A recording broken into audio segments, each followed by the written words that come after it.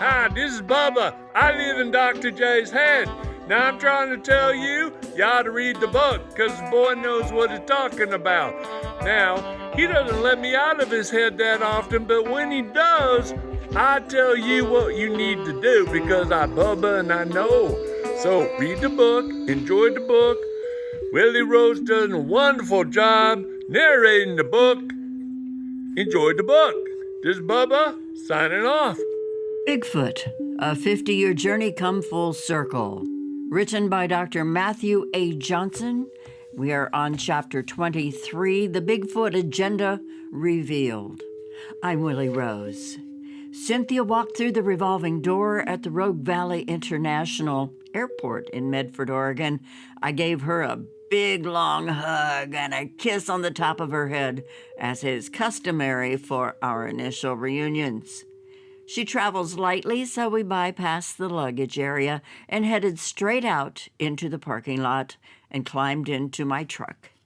Zeus, the official mascot of Team Squatchin' USA, was eagerly awaiting his mother's arrival and greeted her inside the truck with enthusiastic licks and kisses all over her face. From there, we headed to the Black Bear Diner for breakfast and then on to the Southern Oregon Interaction Area, or SOIA. I was excited to finally be able to show Cynthia all around SOIA. It was now her turn to experience and interact with the Bigfoot Forest People in our new area. We planned to spend 3 nights in SOIA and then drive back to Puyallup, Washington, so we could prepare for our annual Bigfoot University conference. Most people don't realize this because I'm the upfront guy, but Cynthia is the background girl. She's the backbone of the conference and is the major reason for its annual success. Upon our arrival to SOIA, we set up our sleeping cots, chairs, and table. Once we were settled in, I took Cynthia for a long walk and showed her the area. We walked down the Skidder Road, and I showed her where the tree got pushed over in front of Jill Ligda and me. As we walked the full length of the dead-end road and then back to the base camp, we didn't notice or see anything unusual, including tracks on the ground. We rested for a bit in the base camp and talked about the other past events that had been witnessed in SOIA by myself, Jill, Alyssa, Mike, and Patrick. After a much-needed rest, I took Cynthia in the other direction. We hiked up a trail for quite a ways, and she was able to spot fresh Bigfoot tracks on the ground. Then she spotted the large trees that had been placed alongside the trail and leaning against other live trees. She was as amazed as I was because there's no way a human being could have lifted them and put them there.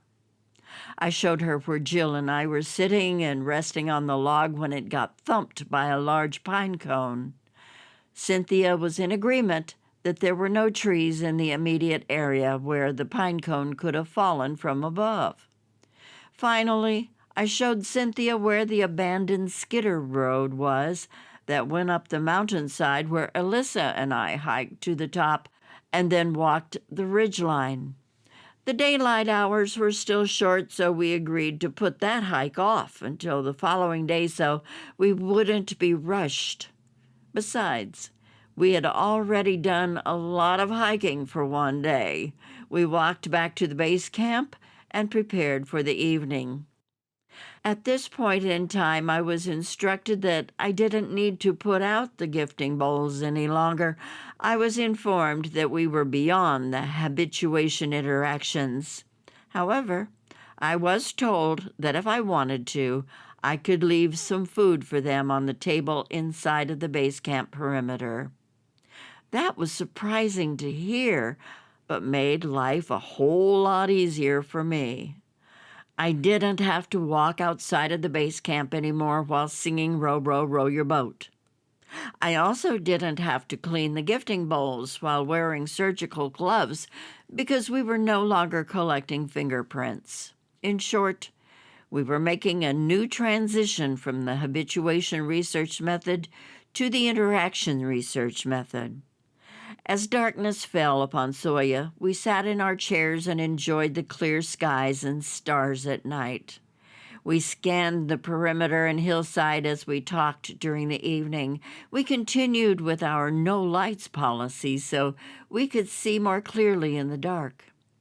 Around 10 p.m. at night, we both noticed a very tall silhouette, an eye glow at the 2 o'clock position on the perimeter.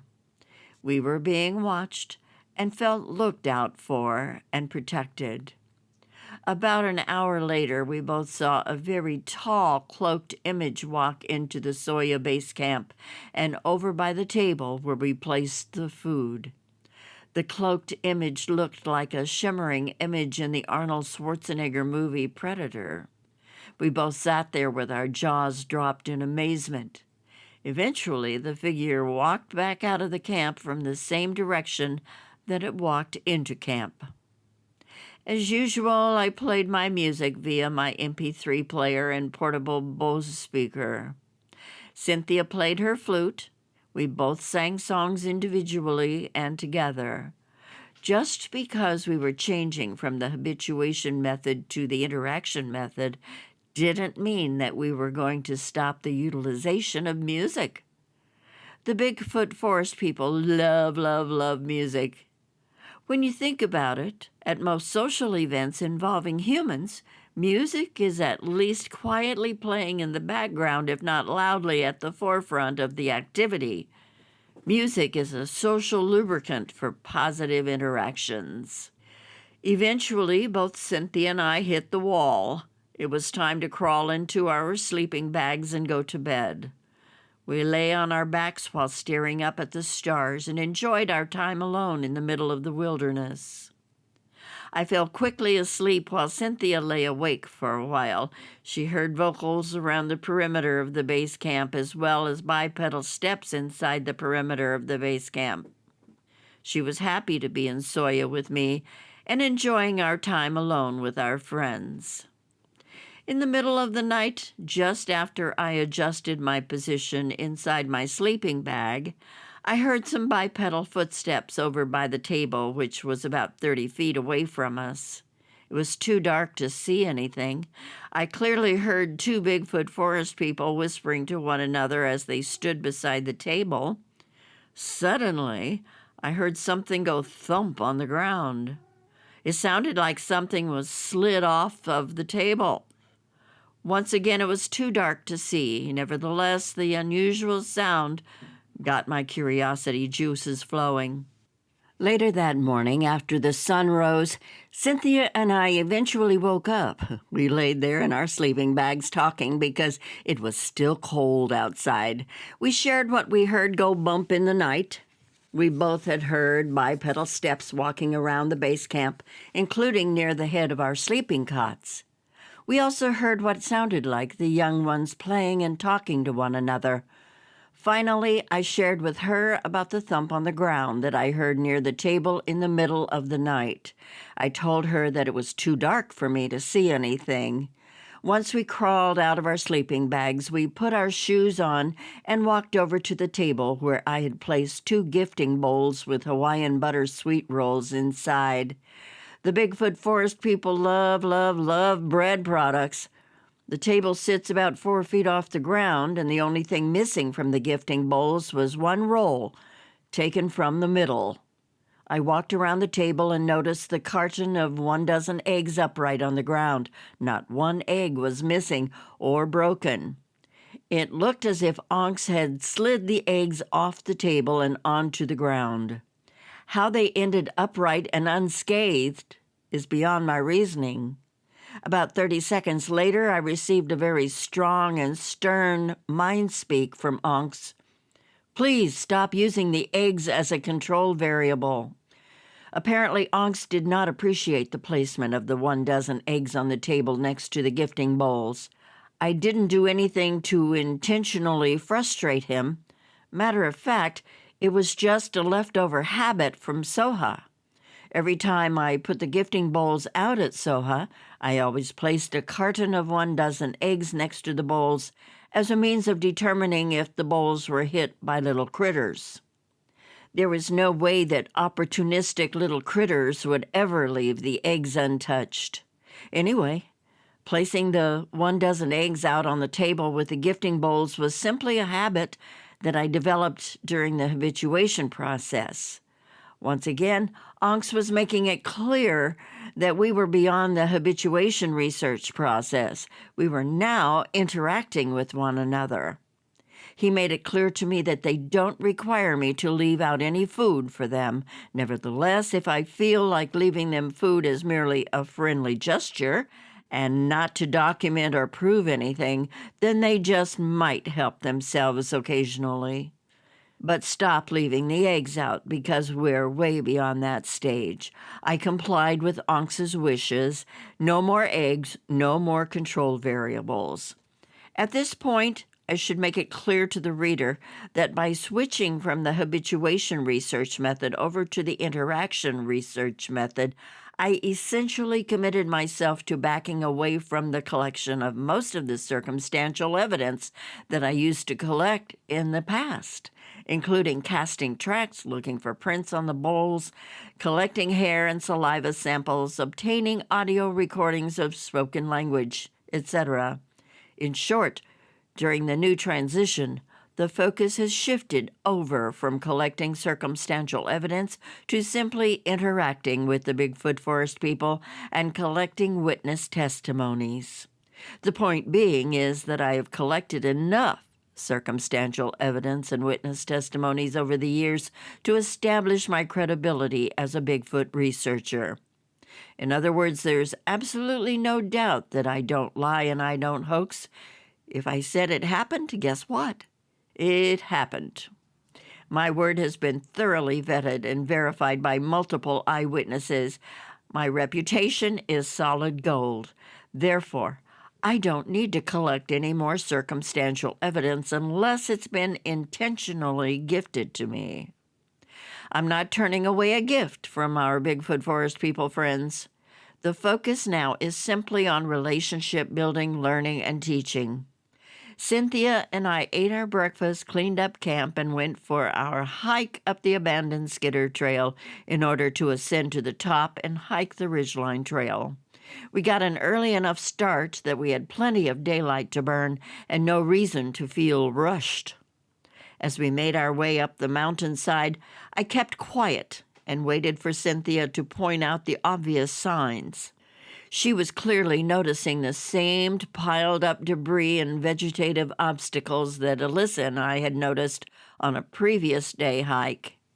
Cynthia was able to reach some of the same conclusions that much of it was freshly snapped or torn and recently placed in the piles. However, what she couldn't have noticed was the fact that there were more new trees and branches placed on top of the various piles that weren't there when Alyssa and I had hiked up the mountainside. I pointed out the new vegetation to Cynthia, and she checked it out and verified that it had recently been snapped or torn based on the fresh, light brown coloration of the wood. Once we made it to the top of the mountain and reached the Ridgeline Trail, we rested for a bit. It was another beautiful day of hiking and enjoying the views from on top. Unlike the previous trip with Alyssa, we actually did find some fresh Bigfoot tracks up on the ridgeline. It was exciting to be learning about the local area, the trails they used, and the structures they were building. Most important of all to me, it was nice to finally be sharing that time in Soya with Cynthia. Although I enjoy taking my other friends out there with me, they're not my soulmates. It was a beautiful day. By the time we made it back down the mountainside to the base camp, I was exhausted. Once again, I placed some Hawaiian butter sweet rolls in only one gifting bowl this time on top of the table. 2 gifting bowls full of Hawaiian butter sweet rolls seemed like overkill to me, since Onks only took 1 roll last time. I did not place the eggs back on the tabletop. Instead, they were placed back inside the cab of my pickup truck. I did not want to offend him again. Cynthia and I enjoyed another evening of sitting in the dark, singing, talking, laughing, whistling, playing music, talking, singing, laughing, playing the flute, and basically entertaining our friends of the forest for several hours. Once again, we noticed that we were being watched from the 2 o'clock position on the hillside above us. The eye glow was incredible. However, on this second night, we noticed more silhouettes and eye glow surrounding us. We also heard some occasional bipedal walking, tree knocks, and vocals. It was another beautiful starry night. How awesome of a time was this? Incredible. However, I guess we could have gone golfing instead. Ho hum. We reached that time of night when we were both hitting the wall and needed to go to sleep. We were both exhausted from the hike up to the top of the mountain, and our bodies were demanding to engage in nocturnal dreaming. So we did just that. We crawled into our bags, stared at the stars, talked for a couple of minutes, and then said good night. I was out like a light, and Cynthia wasn't that far behind me. It was another peaceful, uneventful night in Soya. Or was it? In the middle of the quiet night in Soya, Onks woke me up from a deep sleep. He allowed me to lay on my back, enjoy the stars, and slowly orient myself to a state of being fully awake. Once he sensed that I was fully alert, he proceeded to engage in a 2-hour mind speak with me. He shared information with me that was totally unexpected, overwhelming, emotionally moving, and exciting. There's absolutely no way to prepare for a moment like this. However, I will try my best to share only the highlights with you. Otherwise, this would become a 1,000-page book. As I lay there on my cot staring up at the stars, Onks said to me, I need to talk with you about something very important to my people. We have never spoken to any humans about this. We trust you with this information. We are placing the future of our loved ones in your hands. I just laid on my sleeping cot feeling majorly complimented while at the same time feeling very overwhelmed. I thought, we are placing the future of our loved ones in your hands? What in the world is he going to tell me? I lay there waiting for Onks to proceed. After some silence, he continued to speak to me. Onks asked me, do you remember the portal in the other location, the one that you and your friends stumbled across? The one that you were able to reopen several times? You were the first human on Earth to do that. No one else has repeatedly reopened a portal. The elders want me to talk with you and explain our plans and hopes with you. Are you willing to hear them? May I proceed? I responded, yes, I remember all of it. Yes, please do proceed. Onks shared. The portal that you found is only one of many portals all over the earth and across the universe. They were placed here and everywhere else a long time ago, before the human race came into existence, by an ancient alien race. A long time ago, some of our people learned how to manipulate the portals and travel through them. Not all of our people were born with the ability to do so. The portal that you saw with the red sky and the dark, scraggly vegetation is our home world. Our planet has been dying for a very long time. Our sun has slowly been burning out. It takes a very long time for a sun to burn out. When our elders on our home world first realized that our sun was beginning to die, members of our race were sent out to find one or more worlds that we could colonize. Please remember, not all of our people can manipulate and travel through the portals. Also, we can only travel through the portal by ourselves. We cannot take anyone through the portal with us. Are you understanding me? I responded. Yes, I believe I'm understanding what you're saying to me. Ankhs continued. Eventually, one of our people found Earth and reported back to our elders. They approved a plan for all individuals who could travel through the portal to go to Earth and start a new home world. 1/4 of our home world traveled through the portals and reached Earth. 3/4 of our people were left behind because they could not travel through the portals on their own. Do you have any questions? I responded, No, I believe that I'm understanding everything so far. Please continue. Next, Ankh shared with me, Our people are all connected with one another. What one knows, we all know. What one feels, we all feel. We are all connected. Although 1/4 of our people migrated to Earth, those of us who can do so have been traveling back and forth to our home world to visit with our family and friends ever since the Great Migration. When we arrive to our home world, what we know and feel while on the Earth, they get to know and feel on our home world.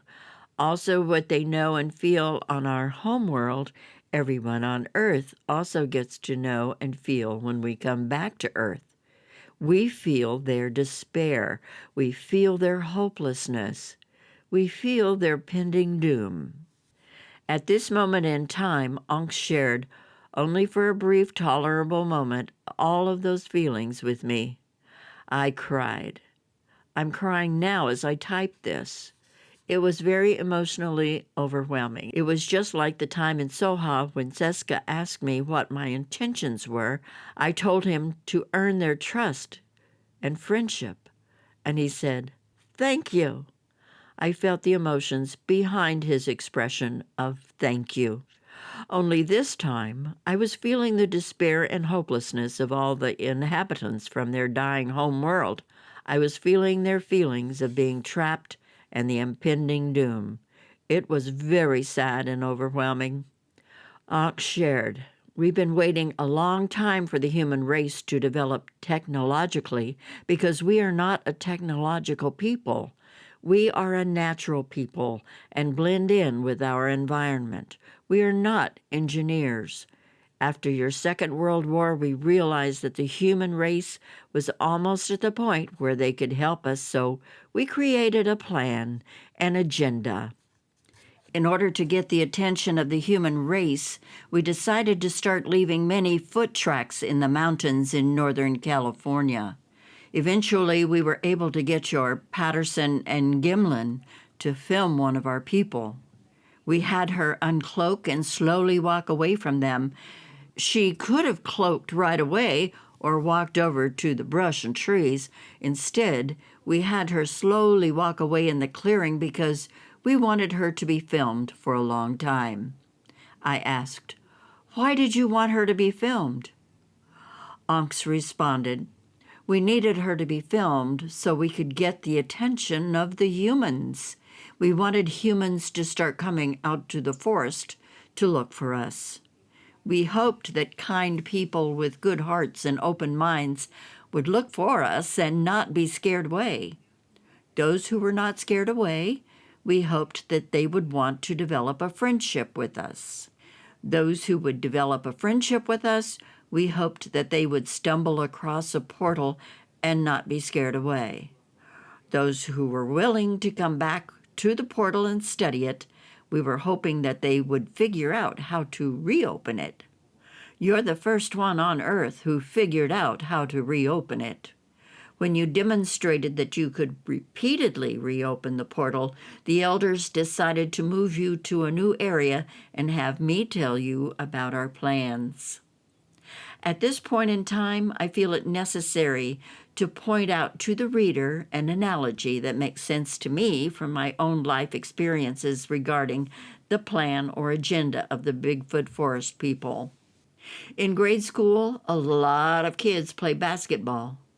In middle school, many of those kids get cut from the teams. Once high school is reached, even more of those kids get cut from the teams again. Then few of those high school kids actually make a collegiate basketball team. Afterwards, less than 1% of the graduating college seniors make it into the NBA. Once they reach the NBA, only a few players make the 2 NBA All-Star teams. Finally, only a few of the NBA All-Star team members make the Olympic Dream Team. Last but not least, only one NBA player receives the Most Valuable Player MVP award. I call it the funnel effect. Onks then said to me, "We have spread our eggs out into many baskets.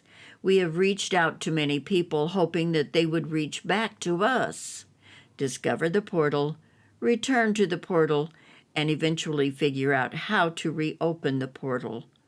We are reaching out to many people because some humans may become frustrated and quit.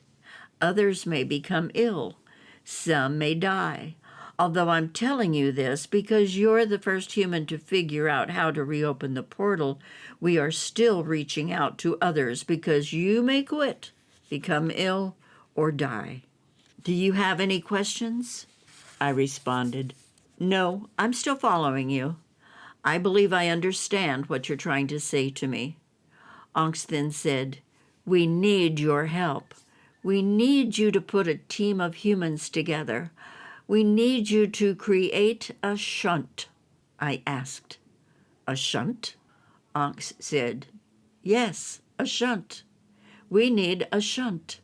Do you understand?" I said, "No, sorry, I don't understand." Onks said, "We need a shunt. We need you to help us keep the portal open. A shunt. We need a shunt." I felt embarrassed because I'm not mechanically inclined. I asked, "Do you mean a stent?" I knew that stents are used to help keep blood vessels open. Onk said, "Yes, like a stent, but we need a shunt. A shunt. Can you help us? Will you help us?" I said, "Onks, I will do everything I can to help your people. I will put together a team of humans to put our heads together in order to create the shunt that your people are in need of. What are we going to do with this shunt?" He responded to me, "You are going to help us keep the portal open so we can bring the rest of our people from our home planet to Earth. Will you do that for us?"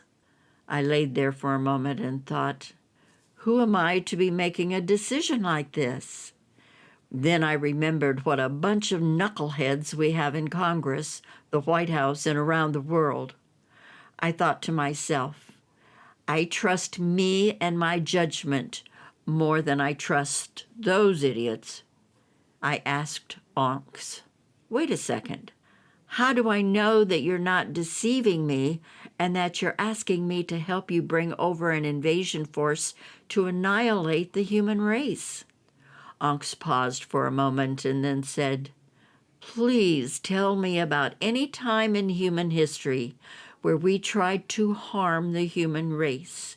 If we wanted to, we could have annihilated the human race a long time ago. You know from your experience with us that we have no other intentions but positive ones for the human race. We all come from the same God. Haven't we treated you with kindness, love, patience, and respect?" I said, "You're right. I apologize. Thank you for answering me." Once again, Onks asked me, "Are you willing to put a team together to create a shunt for us? The end is near, and there isn't much time left to help our people on our home world." I responded, "Onks, you need to understand that I'm not mechanically inclined. However, I know a lot of people, and I believe that I have the resources and connections to help put together a successful team in order to help your people." Onks responded, "Thank you. We will wait for your success. In the meantime, please continue to come out and visit with us." Before Onks left the area, I asked him one last question. Are you willing to tell me how you are able to cloak and uncloak? Onks responded, Yes. Our natural state of existence is at a higher vibrational frequency than humans. Therefore, we are outside of your visual field of range. However, some animals can still see us, such as canines and felines. Your cameras can catch images of us too, even when you can't see us with your own eyes. Your pictures are often blurry because of our high vibrational frequency.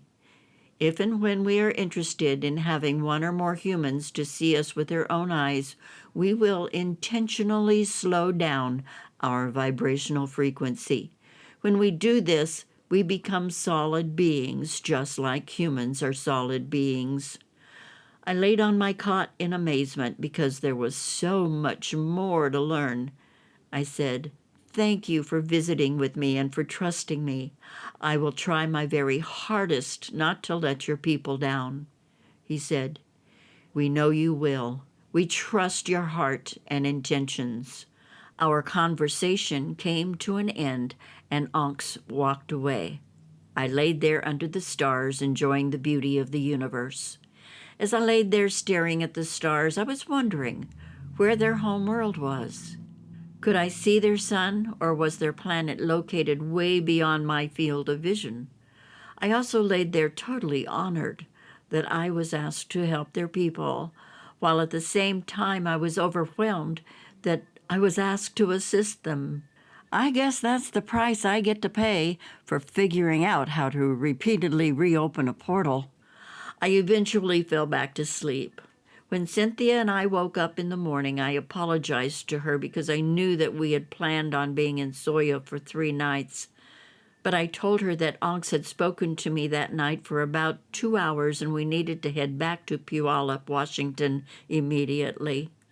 She asked me what Onks had said, but I told her that we would talk once we hit the Interstate 5 headed north. She patiently waited to hear all about it once we started driving north on the I-5. I was feeling overwhelmed by the burden placed on me, and I wanted to roll up my sleeves and get to work immediately.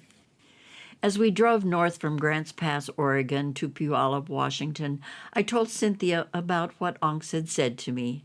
At first, she became worried that I was experiencing a heart problem because I had mentioned the word shunt and stent.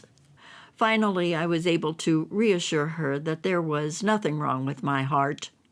I told her that the Bigfoot Forest People needed us to put together a team to create a shunt for the portal to help keep it open, so all of their people remaining on their home world could come to Earth because their sun was dying. Cynthia was 100% on board with me.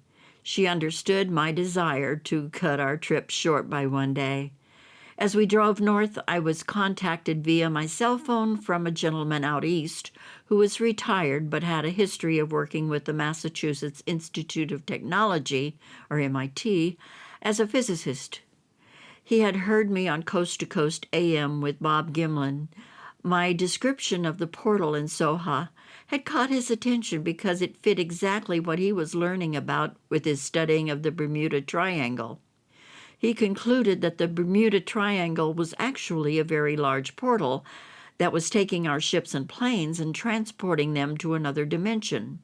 He wanted to learn more about the Soha portal and my ability to reopen it repeatedly. I immediately thought about the team that Onks and the elders wanted me to put together to help keep the portal open so their people could travel to Earth. I thought that this retired physicist would be the perfect candidate for the team. Therefore, I informed him about what Onks had just told me. He agreed to participate on the team. He was willing to brainstorm with me about how to create a shunt for the portal. Talk about serendipity. At our conference near the end of April in 2016, I told everyone that Onks had engaged in a 2-hour mind speak with me and shared information with me that I wasn't able to share with them yet. However, I reassured the attendees at the conference that I would let them know as soon as I was allowed to do so. I also shared with them that a retired physicist from MIT had contacted me and that we would be taking a scientific approach to our work at Soya. The conference attendees were excited.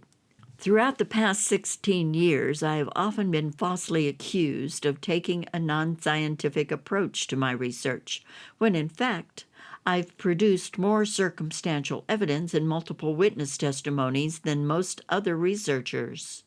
The only thing I haven't provided is a body. No one will ever provide a body. Knowing what I know, it's not possible. By the way, I would say that it's scientific to discover how to repeatedly reopen a portal. Apparently, the Bigfoot Forest People think so, which is why they asked me for my help. A couple weeks later, I contacted the retired physicist from MIT in order to update him on what was happening in Soya. He immediately asked me, "Can you please send me the device so I can tweak it so we can use it to kill one of those Bigfoot, bring the body in, and settle this issue once and for all?" I sat there in silence. Then I thought, what the heck? Either he's playing both sides of the fence, or he's thinking I'm someone else, or he's experiencing some form of dementia or Alzheimer's. I politely ended the phone call and never called him again. I sat there totally stunned and depressed because I realized that I was right back at square one. I had absolutely no one on my team who was technologically savvy enough to help create a shunt for the portal.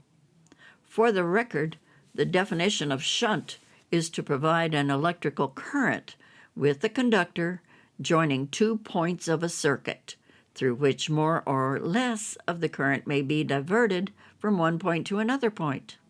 Shunt can also be defined as to travel back and forth or shunted between 2 towns or 2 worlds.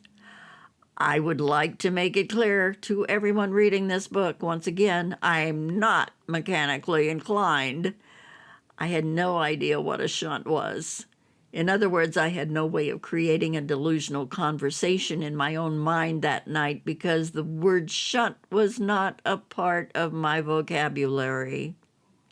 Onks is the one who introduced the word shunt into our conversation and then tried to explain it to me. To be honest, I had no idea what it was going to take to create a device that could help the Bigfoot Forest People with the shunt they needed to keep the portal open on both ends to help their family and friends travel to Earth. I had no idea how long this project would take at all. I seriously feared that it was going to take another 16 years of my life. I also feared that I might not be able to help them at all. My mind was spinning and spinning regarding the massive responsibility that had just been placed on my lap. Nevertheless, I was going to do my best to proceed in helping them. I knew that I had Cynthia's love and support to help me through the possible tough times ahead. That's the end of chapter 23. And we move on to chapter 24, entitled Arguing with Onks. You've been listening to the reading of Bigfoot, a 50-year journey come full circle by Dr. Matthew A. Johnson. I'm Willie Rose.